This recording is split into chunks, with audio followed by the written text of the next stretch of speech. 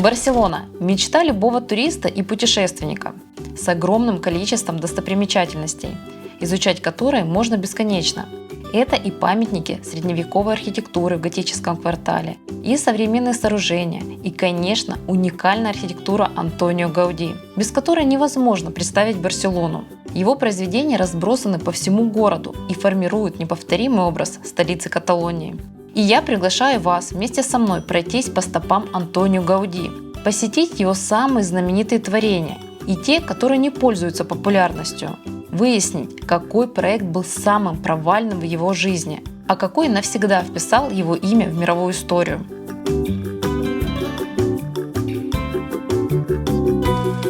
Гауди был гением. Он родился в 1852 году и значительно опередил свое время. Обожествляя природу, он воплотил ее в архитектуре. В его сооружениях практически нет прямых линий, плавные изгибы, причудливые формы, яркие цвета. Его стиль невозможно перепутать ни с кем другим. И нам очень повезло, самые известные его работы находятся здесь, в Барселоне. И начнем мы с дома Висенс. У любого здания есть начало, как и у каждого человека есть своя отправная точка. Именно этот дом положил начало успешной карьере молодого архитектора.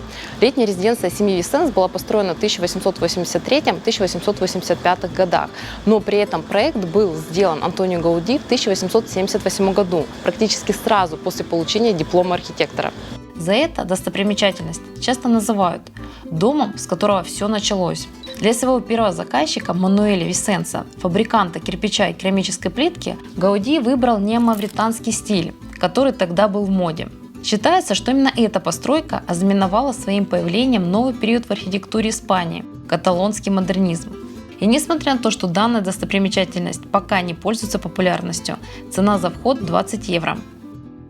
Ранний Гауди – это явное преобладание прямых линий над изогнутыми. Однако в оформлении ощущается свойственное более позднему Гауди стремление к поиску новых форм и декоративных элементов. Внимание привлекают ажурные балконы, оригинальные выступы фасадов, изящные башенки и, конечно, изумительное цветовое решение. Благодаря этим маленьким хитростям он смог создать иллюзию объема при простоте форм. Все декоративные элементы в особняке не случайны. Бархатцы, изображенные на керамической плитке, покрывающей фасад здания, в большом количестве росли на участке, где планировалось строить дом. А старая пальма, которую пришлось спилить при строительстве, вдохновила архитектора на создание кованой ограды с листьями. Впечатление интерьер производит сразу, как только попадаешь в первое помещение. Все стены увиты декоративным плющом, на потолке лепнина, но при всем этом нет ощущения излишества. Уютная веранда смотрится очень интересно. Ставни позволяют регулировать уровень солнечного света, попадающего внутрь.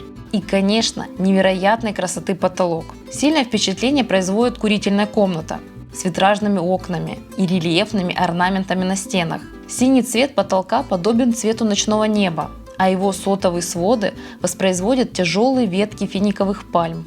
В конце 19 века в большинстве барселонских зданий не было водопровода. Таким образом, проектируя этот дом, Гауди еще раз опередил свое время. Не просто спроектировал ванные комнаты с подключением к водопроводу, но и разделил пространство на 3 отдельных отсека. Собственно, ванная комната, предбанник, гардеробная и туалет. Мы сейчас находимся в так называемой хозяйской комнате. Это спальня. И складывается ощущение, что это 2 отдельных помещения. И не случайно. Действительно, было разделение. Это было очень популярно среди зажиточной буржуазии. И Антонио Гауди очень интересно подошел к решению этого вопроса. Он использовал разные цвета и орнаменты. При этом все равно выглядит все это в общем стиле. Но отличия, тем не менее, есть. Поднявшись на чердак, задаешься вопросом, что стало с буйством цвета и форм. По традиции, последний этаж буржуазных домов той эпохи отводился для хозяйственных нужд. Гауди организовал это пространство в соответствии с его предназначением. Отсюда строгость и простота оформления. Кроме всего прочего, по замыслу архитектора чердак выполнял функцию терморегулятора для основного здания. Его высокие потолки и хорошая вентиляция создают воздушный буфер, гарантирующий комфортную обстановку на нижних этажах. С самой первой работы Гауди уделял особое внимание крышам своих проектов. И именно при создании дома Висенс архитектор впервые придумал и использовал решения, которые впоследствии применял в других проектах. Они не только выполняют чисто утилитарную функцию сбора дождевой воды, но и используются в качестве смотровой площадки. Можно даже сказать, что они приспособлены для прогулок, совершения кругового моциона. До 2014 года дом был в частном владении. В нем проживали наследники Джуверов, которые купили его в 1889 году. При этом они открывали двери этого дома для всех желающих один раз в году, 22 мая. Все остальное время дом можно было созерцать только снаружи, любуясь его великолепным фасадом. Но в 2014 году дом был куплен Андоррским банком, была произведена глобальная реставрация, на которую потратили около 4 миллионов. И уже после этого все желающие могут прийти сюда и полюбоваться всеми интересными деталями этого дома.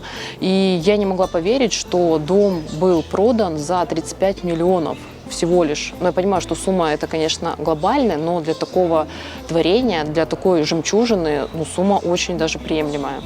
Гауди получилось создать идеальное жилье, где можно находиться в прямом контакте с природой, но быть при этом функциональным и непременно красивым. Этот проект был дерзким, инновационным, со множеством революционных для того времени элементов.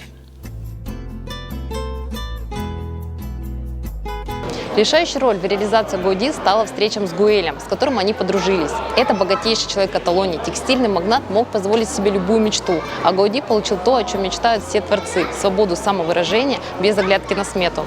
Строительство дворца Гуэля превратило Гауди в самого модного архитектора Барселоны, практически непозволительную роскошь. Заказчики, готовые выкинуть на строительство полсостояния, изначально верили в гениальность архитектора, пролагающего новый путь в архитектуре.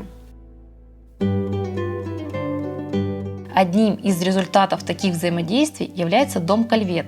Заказ на здание поступил в 1898 году, опять от промышленников. Ею стала вдова текстильного фабриканта Педро Кальвета. Главной задачей, стоявшей перед Гауди, было возведение дома, сочетающего в себе офис для бизнеса, доходный дом и резиденцию для семьи. Пятиэтажный жилой дом считается самым традиционным сооружением Гауди. Элегантный дом в стиле барокко выглядит достаточно просто. Бурной фантазии архитектора негде было разгуляться из-за стесненных условий постройки. Но если присмотреться к деталям, понимаешь, что дом этот нестандартный. Молотки на входных дверях, ударяющие по изображению клопа, чередование выпуклых балконов с плоскими. На входе колонны в форме катушек, которые составлены в стопку, ведь семья владела текстильным производством. И, конечно, два изысканных фронтона, из-за которых разрешение на строительство было получить очень тяжело. Чиновники отказывались выдавать документы, так как здание было выше нормы. Но когда Гауди предъявили претензии, он отказался вносить какие-либо изменения, так как, по его мнению, если не выходить за рамки, установленные муниципалитетом, то здание будет выглядеть обрубленным.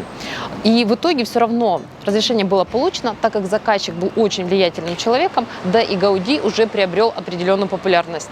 Здание находится в частном владении, поэтому зайти внутрь и посмотреть, что там находится, не вариант. Но на первом этаже есть ресторан, поэтому если есть желание, двери здесь всегда открыты.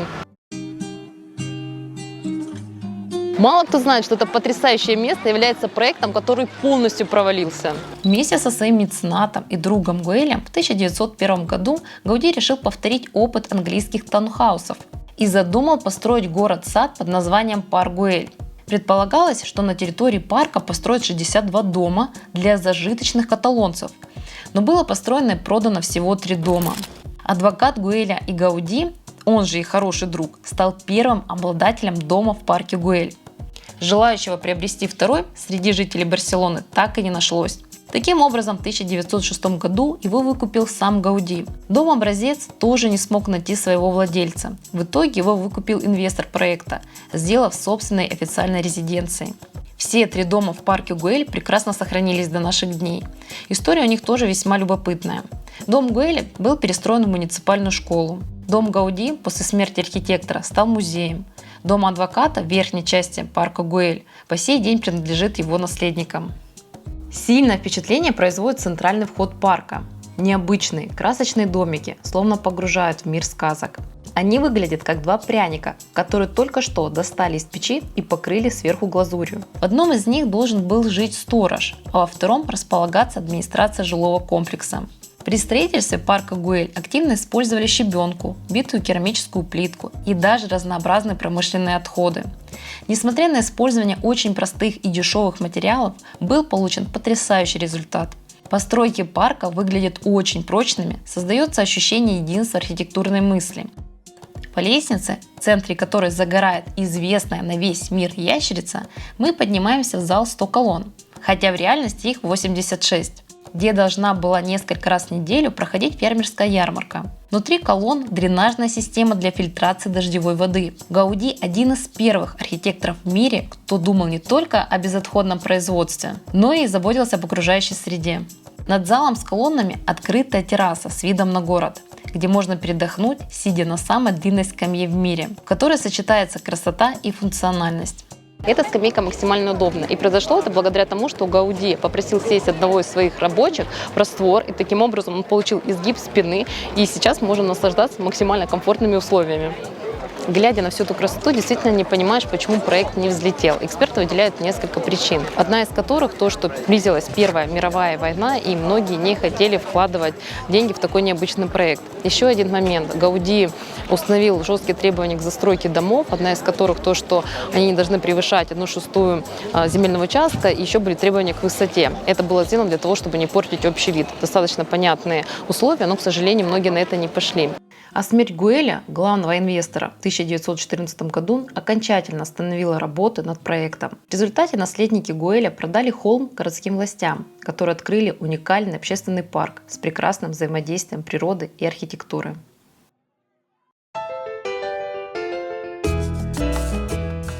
Далеко не все творения Гауди известны широкой публике. Например, о доме Фигерас или Belles Guard знают немногие. А между тем, эта жемчужина каталонского модернизма открыта для посещения. Гауди построил этот дом по заказу вдовы Жауме Фигераса на месте, где находились развалины загородной резиденции последнего короля барселонской династии Мартина I. С именем этого правителя связывают расцвет Каталонии, а Гауди – патриот до мозга костей, поэтому сооружение получилось каталонским во всем. Даже название Torre Belles Guard – дань истории. Существует легенда, что королевский секретарь короля Мартина, оказавшись впервые на холме, воскликнул: Belles Guard. Бережное отношение Гауди к истории позволило при строительстве соединить остатки резиденции и построить дом, похожий на крепость, в неоготическом стиле. С первого взгляда дом может показаться скучным, серым и совсем не похожим на Гауди. Но как только ты заходишь внутрь, уже виднеется почерк мастера, и уже нет никаких сомнений, что это творение Антонио Гауди. Внутренняя обстановка впечатляет тем, что отличается от аскетической и темной обстановки других замков. Пространство залито солнечным светом, который проникает сквозь витражные окна. Особенность декоративной отделки – использование каменной мозаики, которую изготавливали в специальных гипсовых формах. И это позволило украсить мелкими элементами крученные колонны, водосточные трубы, косяки и перемычки дверных проемов и окон. И вообще пространство декорировано множеством деталей в стиле Гауди. Керамическая плитка, ажурная ковка и, конечно, невероятной красоты люстра. Это помещение проектировалось как зал живой музыки, поэтому в нем потрясающая акустика. И благодаря тому, что работы не были закончены, мы можем видеть скелет здания, своды и кирпичные арки, которые используются для поддержания веса всей структуры. А эта кованая люстра – копия короны короля Мартина I. Она перевернутая. Это символизирует, что он был последним из его рода. Одна из самых интересных деталей проекта – сложная система переходов под крышей. Наверх ведет спиральная лестница, выходящая на террасу. Верхняя часть дома сделана очень необычно. На самом деле здесь проглядывается голова дракона.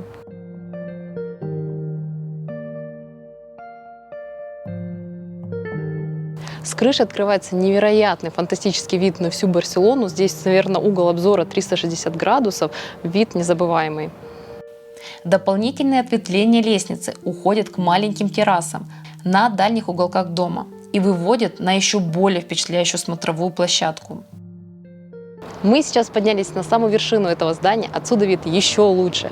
И я вам очень рекомендую сюда приехать, потому что это уникальное место, которое еще не стало супер популярным, и атмосфера здесь просто невероятная. Вокруг дома разбит сад с типичными для Гауди мозаичными скамейками. Во многих заложен смысл. Например, рисунок в форме ярко-синих рыб с коронами у главного входа – символ того, что Каталония была великой морской державой. Летними вечерами здесь проходят концерты живой музыки. И не могу точно сказать, хорошо это или нет, но часто эту территорию арендуют для проведения свадеб или корпоративов. Одно из самых популярных сооружений Гауди – дом Бальо, построенный для текстильного магната Жузеппе Бальо.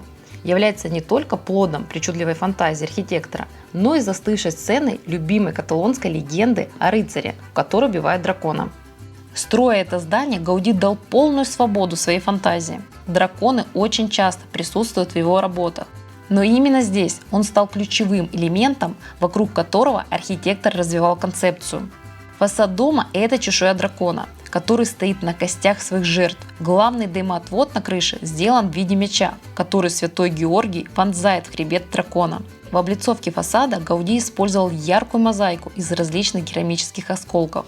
Примечательным является тот факт, что это был самый настоящий арт-ресайклинг. Отходы для будущего шедевра Гауди собирал на одной из лучших фабрик керамических изделий в Каталонии, а также на посудных мануфактурах, забракованные чашки, тарелки, вазы и так далее. Кроме того, рабочим было также поручено подбирать на улице старую посуду, плитки и бутылки. Когда Бальо купил здание, это было обычное сооружение, не вызывающее никаких эмоций и просто меркнущее на фоне соседнего дома кондитерского барона Антонио Амалье. Но благодаря таланту Антонио Гауди этот дом превратился в один из важнейших символов каталонской столицы. После обновления ни в одной из комнат не помещался рояль, на котором играла дочь четы Бальо. И когда супруга пожаловалась на это архитектору, он не ответил: пусть учится играть на скрипке. И именно при посещении этого дома осознаешь все влияние архитектора. Часть его работ стала обязательной культурной программой. Огромное количество желающих посетить его творение даже не отпугивает немыслимая цена за вход. В случае с домом Бальо это 40 евро. Бесчисленное количество сувениров различного качества и оригинальности скупаются для того, чтобы забрать с собой частичку Гауди. Касса Мила – это последняя светская работа Гауди. Закончив этот проект для семьи Мила, архитектор полностью отдался работе над собором Саграда Фамилия, осознав всю масштабность проекта и невозможность отвлекаться на другие объекты. Касса Мила – это уникальное строение, в работе над которым Гауди значительно опередил архитектуру своего времени. У дома нет несущих и опорных стен. Все перекрытия поддерживаются колоннами. Перегородки внутри квартир можно свободно перемещать, меняя планировку по своему вкусу или необходимости. Кроме того, Гауди продумал систему внутренней вентиляции и освещения, позволяющую тратить меньше электричества. Это первый дом в мировой истории с подземным гаражом, ведь именно в ту эпоху у самых богатых каталонских семей появлялись личные автомобили. Этот дом, в отличие от Касса Бальо, вызвал крайне негативную реакцию местных жителей. Они сразу дали дому кличку «Каменоломня», а само семейство Мила даже не стало селиться в дом, сдав его в аренду и решив, что он портит красоту самого модного барселонского проспекта. Причина – странная для того времени, слишком необычная громоздкая конструкция дома. Однако уже в 1984 году дом Мила стал первым сооружением 20 века, включенным в список всемирного наследия ЮНЕСКО, и на сегодняшний день является одной из самых известных достопримечательностей Барселоны. Гауди всю свою жизнь посвятил архитектуре. О его личной жизни известно немного. Но есть информация о том, что он уделял внимание только одной девушке, которая не ответила ему взаимностью. В молодости он был настоящим денди, одевался в дорогие костюмы, ходил в театры, на свои строительные площадки приезжал в экипаже. Но с возрастом все это изменилось. Он очень мало уделял внимания своему внешнему виду, скудно питался и иногда выглядел как нищий. И, к сожалению, это с ним сыграло злую шутку. Если и есть работа, которая принесла Гауди мировую славу, то это, несомненно, храм Святого Семейства. Идея создания искупительного храма, посвященного Святому Семейству, возникла в 1874 году. И благодаря пожертвованиям в 1881 году в районе Эшамбле был приобретен земельный участок, располагавшийся в то время в нескольких километрах от города. Первый камень в фундаменте нового храма был заложен 19 марта 1882 года. Изначально архитектором был другой человек, но он ушел из проекта, и на его место пригласили амбициозного и энергичного Антонио Гауди. По решению инициаторов строительства храма финансирование работ должно выполняться исключительно за счет пожертвований прихожан, что является одной из причин столь длительного строительства. Уже была начата постройка апсиды, когда, получив необычайно большое анонимное пожертвование, Гауди решил серьезно переделать исходный проект, абсолютно изменив форму и структуру здания, чтобы превратить храм в монументальное сооружение. Строительство храма Святого Семейства был одним из первых заказов Антонио Гауди. Он отдал проекту 40 лет своей жизни, а на вопросы о сроках невозмутимо отвечал: «Мой заказчик не торопится». Внешний вид храма уникален, напоминает волшебный замок из песка, что неудивительно, ведь главным источником вдохновения для Гауди, как всегда, была природа. К сожалению, он так и не успел закончить свой главный шедевр. 7 июня 1926 года он вышел из дома, отправившись в свой ежедневный путь к церкви, прихожанином которой он был. Когда он шел рассеянно по улице, его сбил трамвай. Извозчики отказывались везти в больницу неопрятного старика без денег и документов. В итоге Гауди доставили в больницу для нищих, где ему оказали только примитивную медицинскую помощь. Только на следующий день великого архитектора нашли и опознали. К тому времени состояние Гауди уже ухудшилось настолько, что даже лучшее лечение не могло ему помочь. Он скончался 10 июня 1926 года и был похоронен 2 днями позже в крипте недостроенного им собора. Антонио Гауди был гением и оставил после себя невероятное наследие. Гуляя по Барселоне, постоянно натыкаешься на его работы. При этом его личное счастье было далеко от идеала. Неважно, насколько вы выдающийся человек, важно, кто с вами рядом. Поэтому берегите себя и своих близких. И до новых встреч!